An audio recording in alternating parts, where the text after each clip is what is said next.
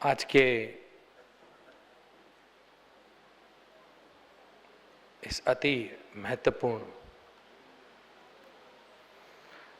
कार्यक्रम में सर्वप्रथम सबको मेरा नमस्कार। ओम शांति।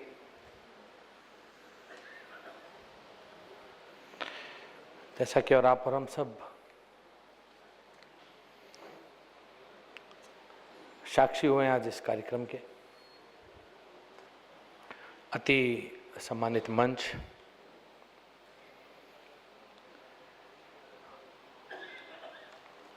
अति सम्मानित ज्ञान सरोवर का ये प्रांगण, विभिन्न क्षेत्रों से मीडिया जगत के गणमान्य बंधु, इस मंच की शोभा बढ़ा रहे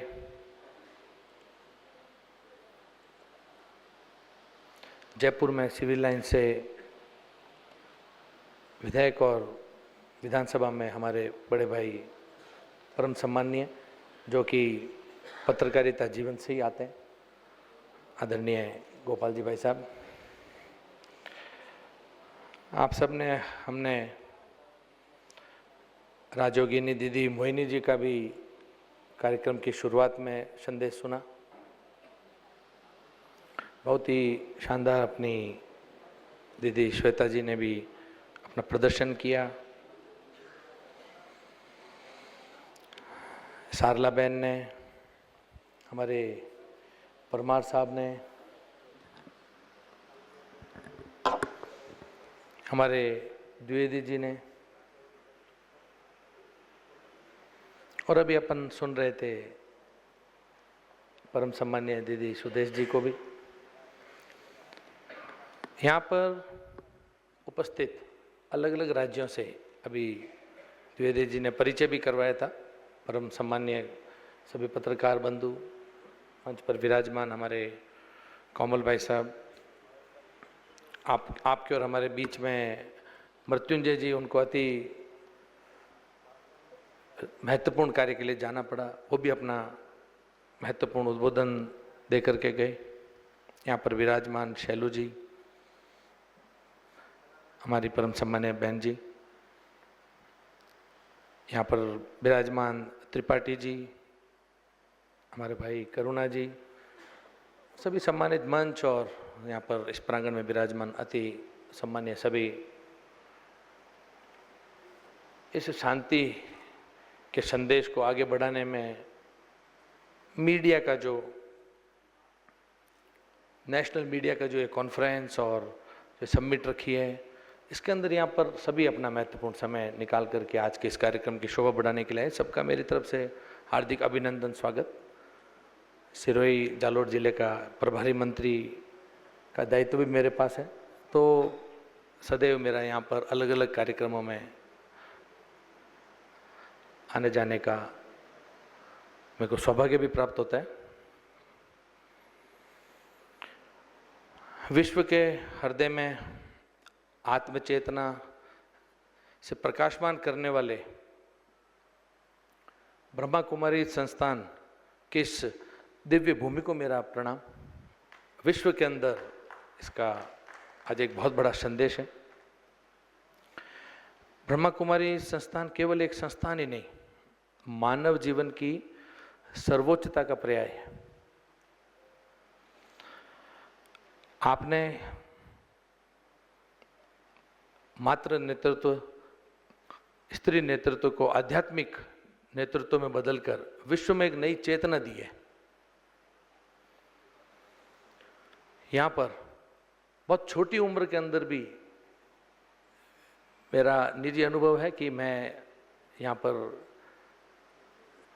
टूरिस्ट के रूप में भी आया हूँ, तब भी मैं यहाँ पर आपके इन कार्यक्रमों के अंदर एक भक्त के रूप में एक नई दिशा कैसे मिल सके, मैंने आपके काफ़ी कार्यक्रम यहाँ पर अटेंड भी किए हैं। ये क्योंकि आज मैं आपके इस मंच से बोल रहा हूँ, तो पहले कभी भी इस बात की चर्चा भी नहीं हो पाई, तो मैं बड़ा खुद को सौभाग्यशाली, धन्य महसूस करता हूँ कि मैं आपकी संस्था से बहुत लंबे समय से जुड़ा भी हूँ और यहाँ पर एक जो सुकून है, जो एक आत्म शांति महसूस होती है, एक आत्मचिंतन करने का एक जो प्लेटफॉर्म आप लोगों ने सबको दिया है, वो भी बड़ा विचारणीय है, बड़ा एक लंबा संदेश है। जैसा कि आप और हम सब जानते हैं, आज का अपना विषय मीडिया बंधुओं के मार्फत जो विश्व को एक संदेश होना चाहिए। जैसा कि आप और हम सब जानते हैं, अभी अपन सब के सामने वैश्विक कई तरह की चुनौतियां, चाहे वो जलवायु की लेकर के अपन चर्चा करें, अपन ने, आपने और हमने सब ने आज से लगभग 30-32 वर्ष पूर्व क्लाइमेट चेंज की चर्चा कोपेनहेगन की धरती डेनमार्क से अपन ने सुनी। हर वर्ष अलग अलग जगह पर इसकी चिंता के लिए, बदलते हुए इस मौसम की प्रक्रियाओं में कैसे अलग अलग देश का एक सकारात्मक रुख हो सकता है, कैसे इसके लिए एक चिंता करी जा सकती है, कैसे आने वाली पीढ़ी के लिए अपने को चिंता करनी है। इसमें मीडिया के बंधुओं का बहुत बड़ा रोल भी रहा है। उन्होंने इसकी एक प्रबल भूमिका भी इन्होंने निभाई है। अपन रूस और यूक्रेन जैसे अभी युद्ध, इजराइल और हमास जैसे युद्ध, ये सारे वैश्विक मुद्दे हैं और मीडिया ने एक जन चेतना और एक संतुलित दृष्टिकोण विकसित करने में इन सब कामों में अपनी एक महत्वपूर्ण भूमिका निभाई भी है। आपने और हमने इसको देखा भी है। मीडिया ने केवल खबर नहीं, सिर्फ एक न्यूज़ ही नहीं है, समाज को एक अलग दिशा देने में भी मीडिया का बहुत बड़ा रोल है। आपने और हमने आज से ठीक पाँच वर्ष पूर्व वैश्विक महामारी कोरोना जैसी महामारी को आपने और हमने सबने झेला भी है, देखा भी है, महसूस भी किया है, अपनों को खोया है, अपनों को अपनों से दूर देखा है। लेकिन उस समय मीडिया के बंधुओं ने अपनी जान की परवाह किए बिना, चाहे उसमें मीडिया हो, चिकित्सा हो, इसमें बहुत सारे राजनीतिक दल हों, समाज के अंदर काम करने वाले, चाहे मैं ब्रह्मा कुमारी इसके हमारे भाई बहन हैं, इनका भी उस समय बहुत बड़ा प्रभावी रोल रहा था। बहुत मदद मिली थी समाज के लोगों को उस समय। बहुत विकट परिस्थिति जो इस कालखंड के अंदर आपने और हमने सब ने देखी भी, महसूस भी करी। देश के अंदर जैसा कि आप और हम सब जानते भी हैं, लगातार तीसरी बार हमारे देश का नेतृत्व यशस्वी प्रधानमंत्री आदरणीय नरेंद्र मोदी जी कर भी रहे हैं और एक नई दिशा भी दी है। देश को अर्थव्यवस्था में जो 11वें पावनदान से जीडीपी को 11वें से 5वें पर और 5वें से 3रे नंबर की अर्थव्यवस्था के लिए दिन और रात मेहनत कर रहे हैं, कार्य भी कर रहे हैं। आने वाले समय में जापान और जर्मनी जैसे विकसित देश से भी भारत की अर्थव्यवस्था आगे निकल जाए, इसके लिए दिन और रात प्रधानमंत्री जी मेहनत कर रहे हैं। मैं जिक्र इस मौके पर करना चाहूँगा हमारे राजस्थान प्रदेश का भी। एक अल्पकालीन 16 महीने की भारतीय जनता पार्टी की सरकार, हमारे यशस्वी मुख्यमंत्री भजन लाल जी शर्मा दिन और रात मेहनत भी कर रहे हैं।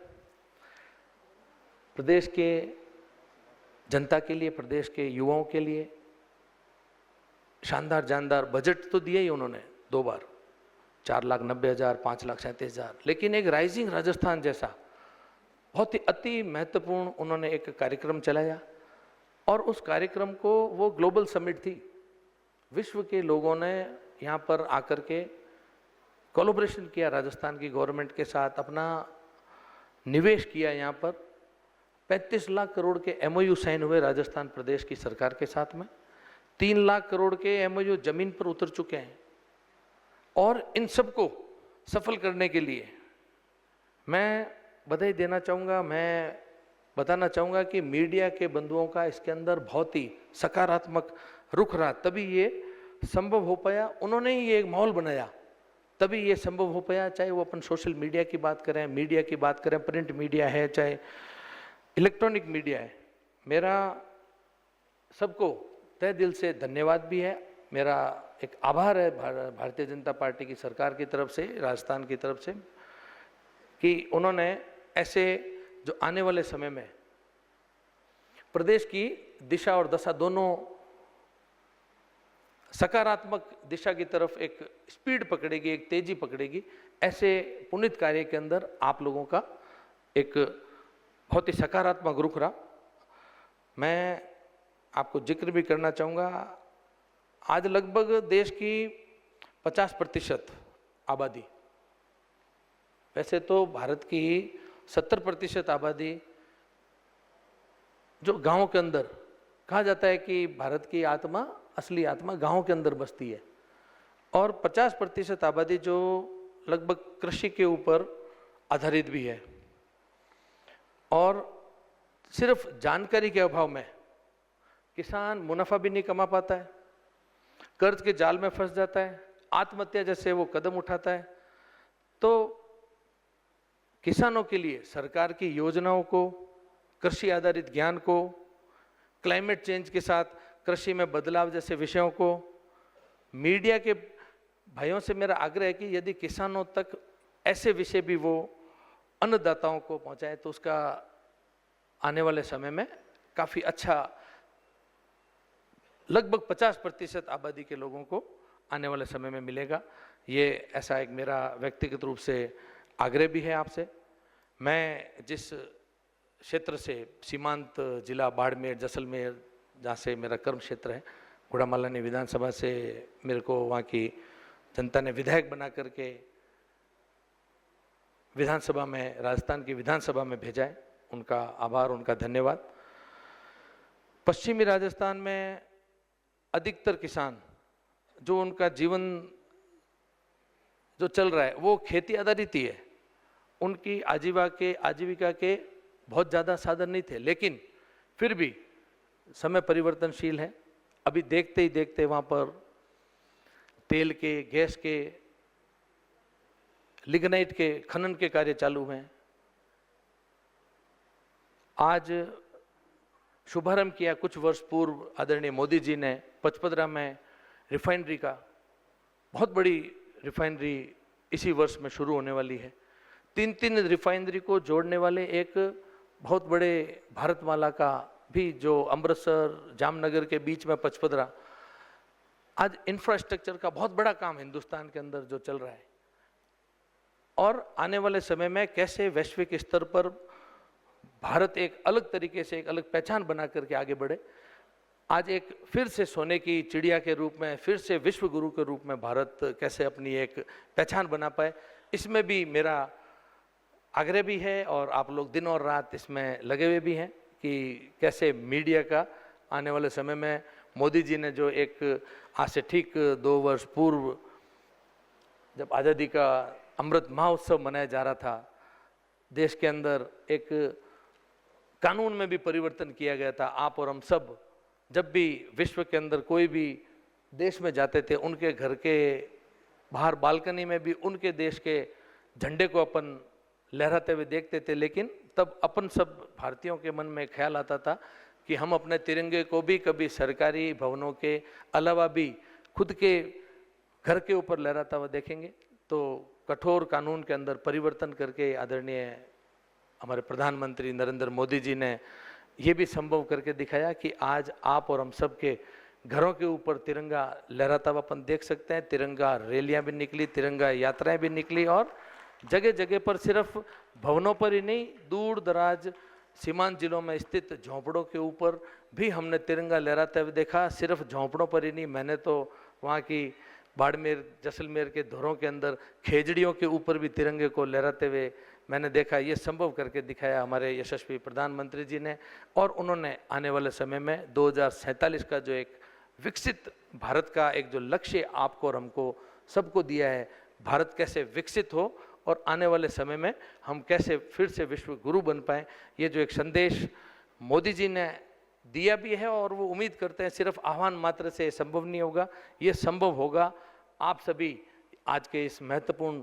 कार्यक्रम के अंदर आए हुए इस प्रांगण में, जो अपने अपने क्षेत्र के हाथ में कलम लेकर के और एक चित्रकार के रूप में किस तरीके से बातों को आप बढ़िया से समाज के अंदर पेश करते हैं, आने वाले समय में कैसे दूर दराज सीमांत इलाकों से लेकर के बड़े बड़े महानगरों तक हमारी इस आने वाली पीढ़ी की सोच कैसे विकसित हो, वो सब विकसित होगी, तभी ये भारत भी 2047 में विकसित भारत की तरफ कदम बढ़ा पाएगा, विकसित भारत होगा। आप सब इस कार्यक्रम में आज यहाँ पर आए, आप सब ने यहाँ पर इस कार्यक्रम में अपने महत्वपूर्ण समय को निकाल करके इस कार्यक्रम की शोभा बढ़ाने के लिए आज आए, इसके लिए मैं तहे दिल से हमारे ब्रह्मा कुमारी परिवार की तरफ से मैं बहुत बहुत आभार भी व्यक्त करता हूँ, आप सबका धन्यवाद भी देता हूँ। और अपन सभी फिर इसी तरीके से अलग अलग जगह पर मिलते भी रहेंगे और अपने इस विचार को, ब्रह्मा कुमारी के इस विचार को, शांति के विचार को, आत्मचिंतन को, इन सबको अपन आगे भी बढ़ाते रहेंगे। ऐसी मेरी आप सबको से शुभकामना। बहुत बहुत धन्यवाद। जय हिंद, जय भारत, ओम शांति।